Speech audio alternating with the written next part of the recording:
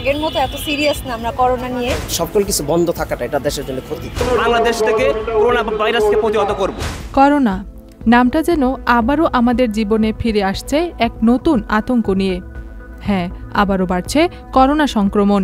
সাম্প্রতিক তথ্যে দেখা যাচ্ছে গত কয়েক সপ্তাহে দেশে এবং বিশ্বের বিভিন্ন অঞ্চলে করোনা সংক্রমণের হার আবারও বাড়তে শুরু করেছে।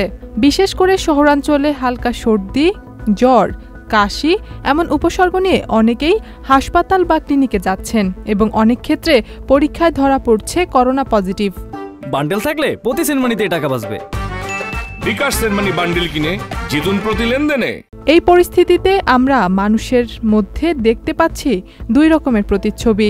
একদল মানুষ এখনও সাবধানে চলছে, নিয়ম মানছে, মাস্ক পরছে।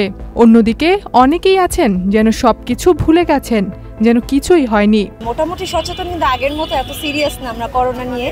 তো আমরা চেষ্টা করব এখন থেকে যদি আমরা মাস্ক পরিধান করি বা সচেতন থাকি, তাহলে আগে যে কোভিডের সময় আমরা যে সিচুয়েশনটা ফেস করছি, এখন আমরা সচেতন হই, তাহলে আমরা ওই সিচুয়েশনটা ফেস করব না আশা করি। আমি বলবো সরকারকে এইদিকে নজর দেওয়ার জন্য, যাতে এই করোনাটা অন্তত এটা বিস্তৃতি করতে না পারে। এজন্য আমি সরকারকে বলবো, অনুরোধ করব যাতে এটাকে একটু নজর দেয়। করোনা নিয়ে শুরু হয়েছে বিভিন্ন জনসচেতনতামূলক র্যালি, কেউ কেউ করছেন মাস্ক বিতরণ। প্রবাসী কল্যাণ সংস্থার পক্ষ থেকে আজকে আমরা ঢাকা ফার্মগেটে ডেঙ্গু এবং করোনা ভাইরাসের বিরুদ্ধে যে যুদ্ধ ঘোষণা করেছি, তারই ধারাবাহিকতায় আমরা আজকে একটি মানববন্ধন কর্মসূচি ঘোষণা করেছিল, পূর্বে ছিল, এটা আমরা করলাম।